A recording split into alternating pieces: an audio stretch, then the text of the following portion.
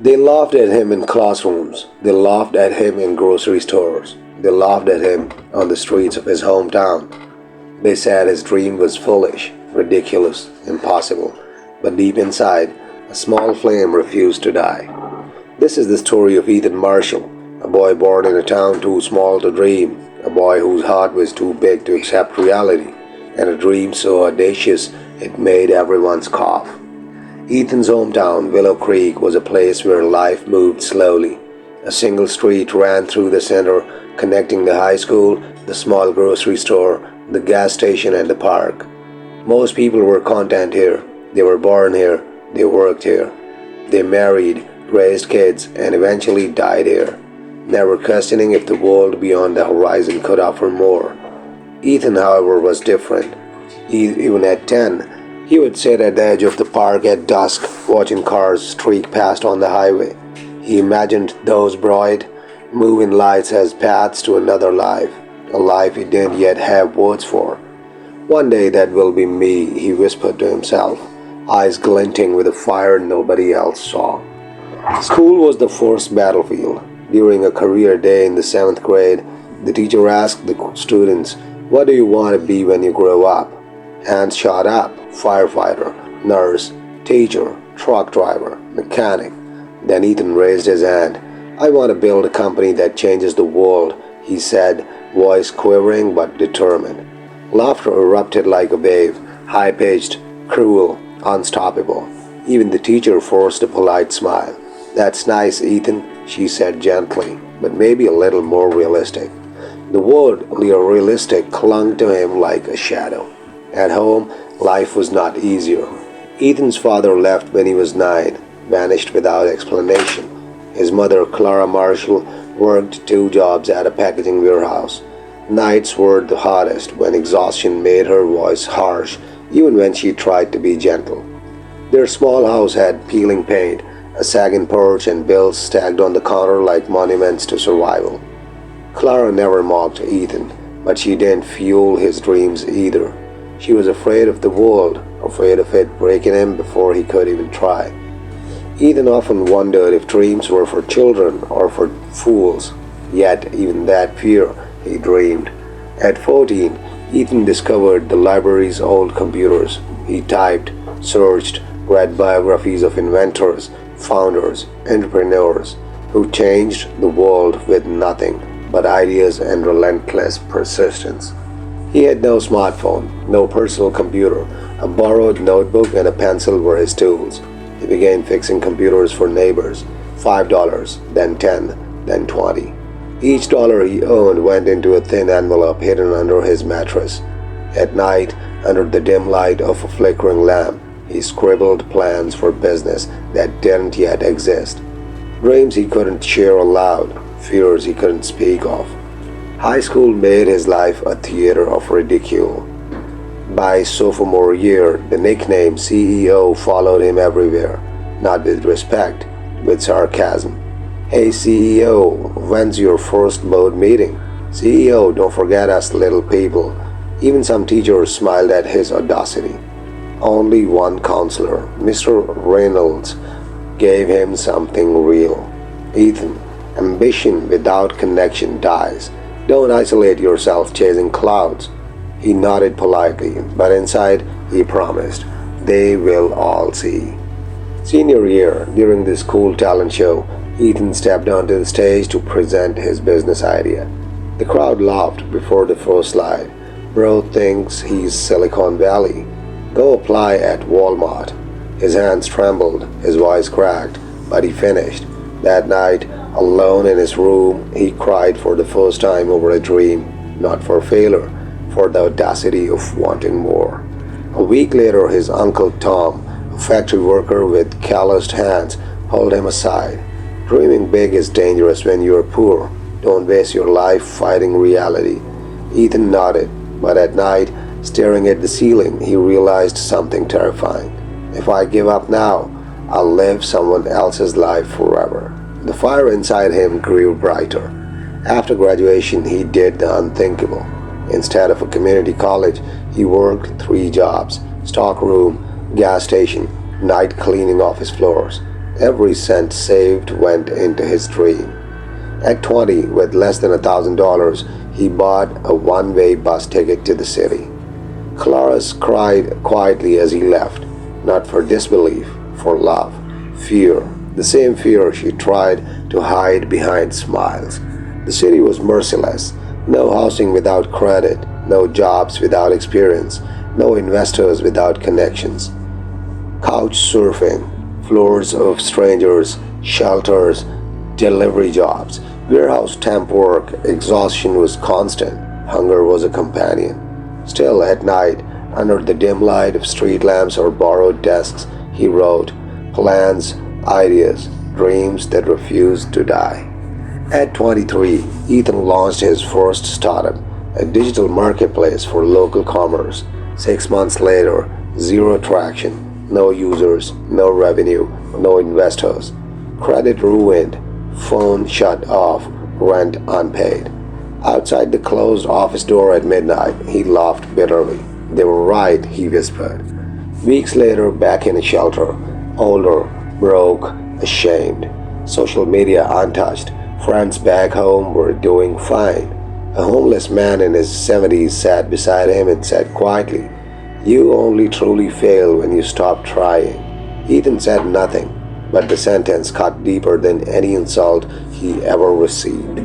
Ethan didn't quit. He pivoted, simpler idea, smaller scale, slower growth.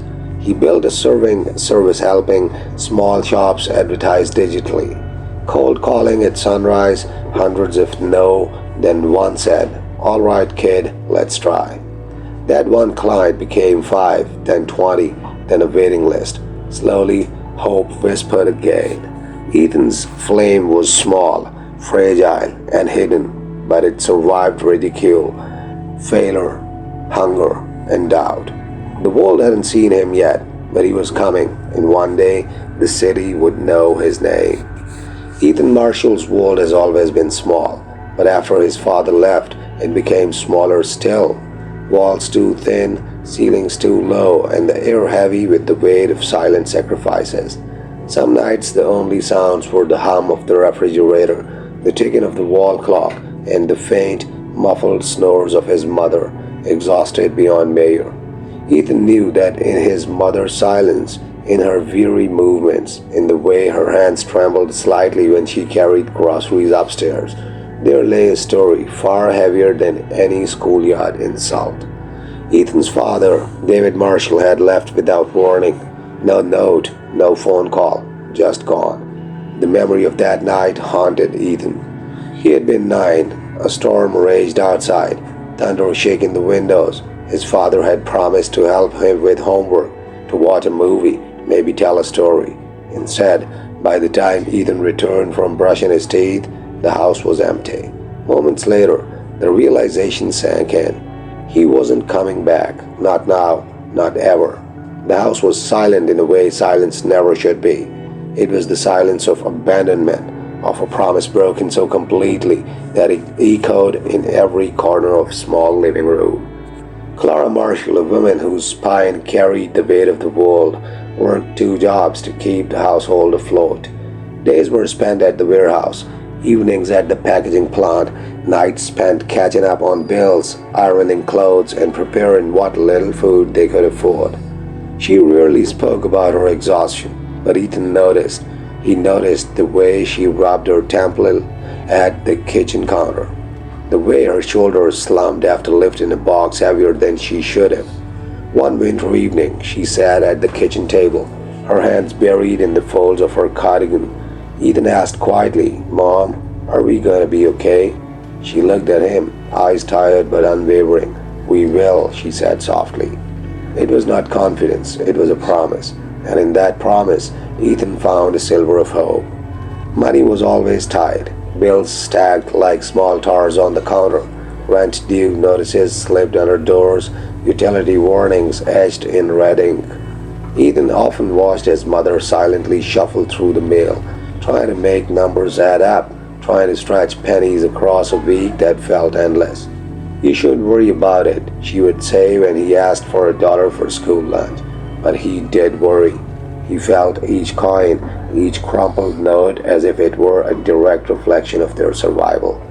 It was during those evenings that he realized the world was not kind, it was brutal, and dreams cost money. Even with everything stacked against her, Clara never scolded him for dreaming. "I can't do it for you," she would whisper, "but I will make sure you survive long enough to try." Ethan understood that her love was practical, forged in the fires of struggle.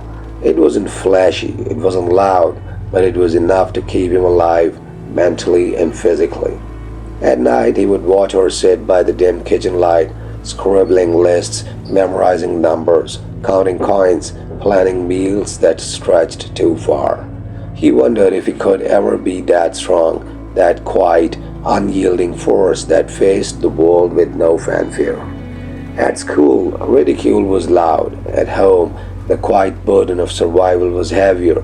One evening, Ethan returned from the school with a crumpled notebook, a failed math test, and a note from a teacher suggesting he might focus on more realistic goals. He tossed it on the counter. Clara glanced at it briefly, sighed, and said, "Another can of beans on the stove."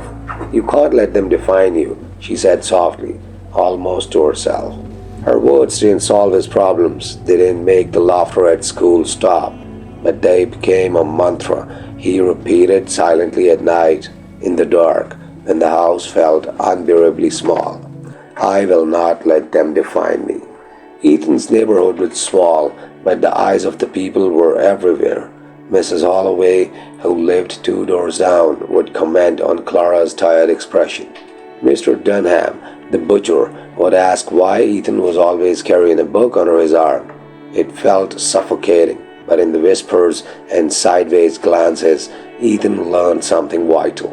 People would always doubt, always question, always whisper, and if he wanted to achieve anything extraordinary, he would need to learn to block them out, to turn their doubt into fuel.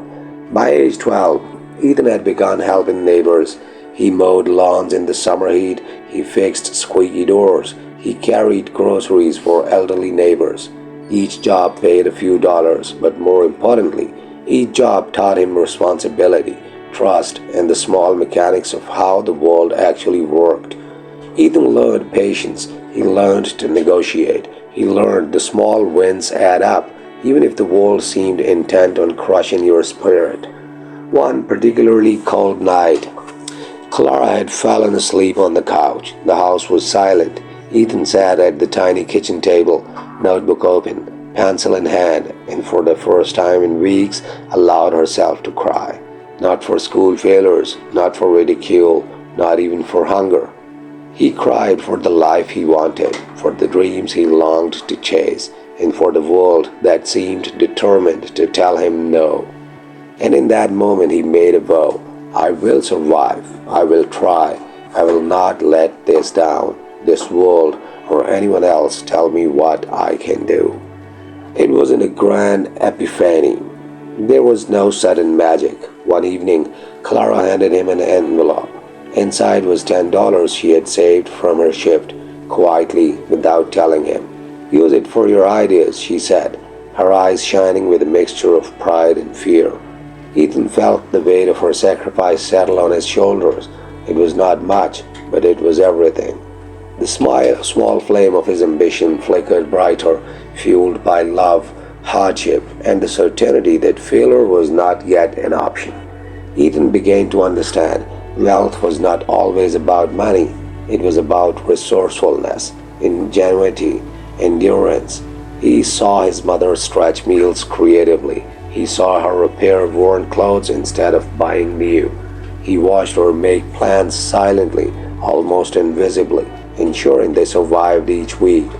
Ethan realized the world was brutal, yes, but it was also predictable, if he learned to read its patterns, and he would. By the time Ethan turned 16, he had a routine: school during day, odd jobs in the afternoon, research, reading, and plans at night. Every dollar saved went into his dream. Every lesson from his mother became a strategy. Every insult from the neighborhood and school became motivation. He knew leaving Willow Creek would be the hardest step yet, But he also knew staying meant accepting mediocrity, and mediocrity was not an option. Late at night, sitting on the porch, Ethan whispered to the stars, "One day, they will all know my name. One day, my dream will be bigger than this town, bigger than their laughter, bigger than their doubts." And in that small, quiet house filled with absence and sacrifice, a boy with impossible dreams began to prepare for a world that didn't care whether he succeeded or failed. Because sometimes the only person who believes in you is yourself. High school is a place where dreams are tested against the sharp edges of laughter, where ambition is often mistaken for arrogance, where a single moment can make or break a boy's confidence. For Ethan Marshall, the boy who carried a flame that refused to die, high school was the first real battlefield. And the first real battle was belief scars, some invisible, some searingly real. Ethan's high school hallway was a river of voices. Lockers slammed, paper rustled, friends gathered in circles, exchanging secrets and jokes. But as he walked, notebook clutched under his arm, he felt eyes on him. Whispers floated just out of earshot, carrying laughter he could almost hear long before it reached him. "Look at CEO, kid," someone muttered. "Still dreaming, huh?" Another replied. Ethan's cheeks flushed, but he held his head high. He had already learned to move through the world like a shadow, present but not fully seen. It was during a required junior year project that fate decided to challenge him.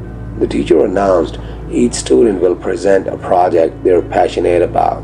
Firefighters, chefs, athletes, fashion designers. Then Ethan stood up, chest tight, voice steady despite trembling hands. "I've been working on an app idea that connects local stores to customers directly, making shopping easier, more efficient, and helping small businesses thrive," he said. At first, polite nods, then snickers, then laughter. "Who even needs that?" a boy shouted. "Yeah, you're some Silicon Valley genius," someone also yelled. Ethan's hands shook, the projector flickered, the screen blinked, his designs mocked before they could be understood. But he finished. The sound of laughter is heavier than silence. It presses on your chest. It seeps into your bones. As Ethan walked back to his seat, his notebook scratched against the table. He could hear whispers. "He's delusional. He'll never make it. Look at him, poor kid." He wanted to disappear. He wanted to vanish into the cracks of the old classroom, but he didn't. Somewhere deep inside, he clung to the spark, that tiny flame that had survived ridicule in the 7th grade. The whispered doubts at home, the loneliness in his small town. The hallways emptied, lockers clanged shut, friends crept into cars and bikes, leaving Ethan behind.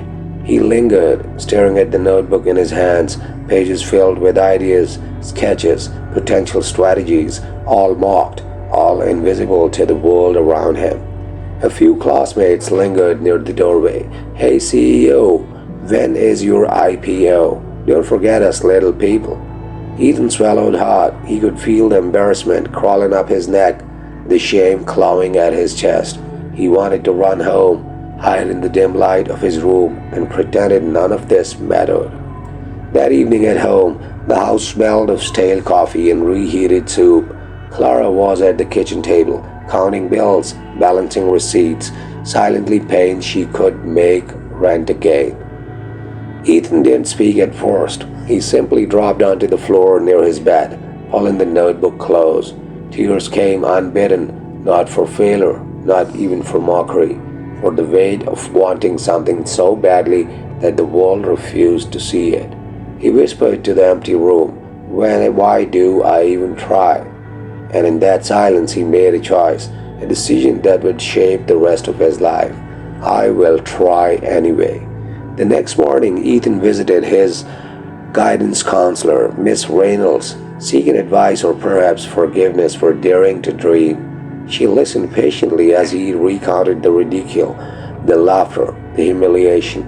"Ethan," she said, voice gentle but firm, "ambition is dangerous. People fear what they don't understand.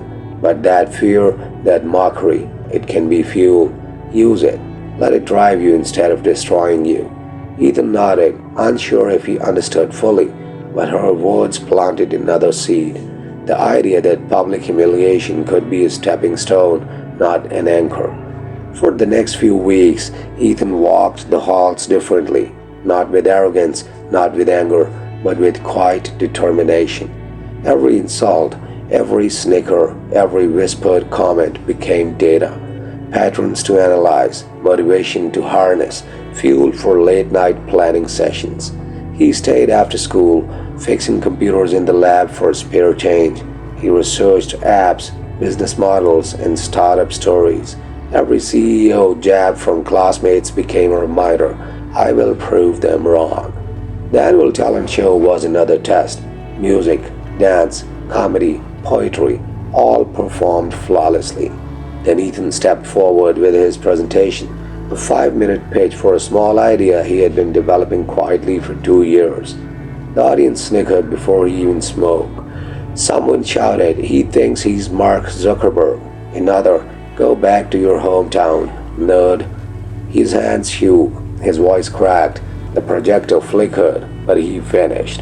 When the applause, or what passed for it, came, it was polite, cautious, almost pitying. That night, Ethan locked himself in his room, not in shame, not in defeat, but in reflection. He realized something important. Humiliation hurts, but quitting hurts more. Ethan sat by the small desk in his room, notebook open, pencil in hand. He sketched, wrote, and planned. Every idea he had for an app, a business, a change in the world.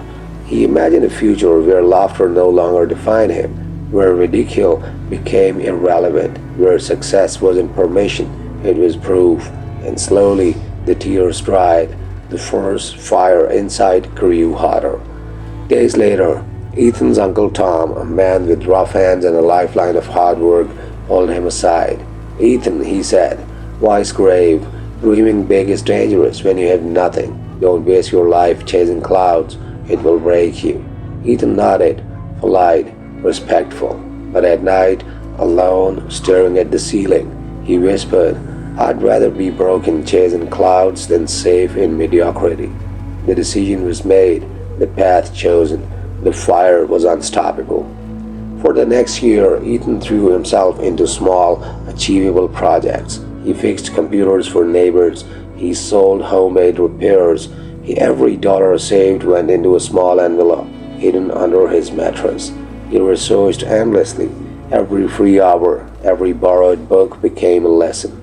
Failure and mockery no longer felt like threats, they were tools. The boy who has laughed and was learning the first rule of ambition. Endurance is power. Late one night, he whispered to the dark, empty room, one day they will all see.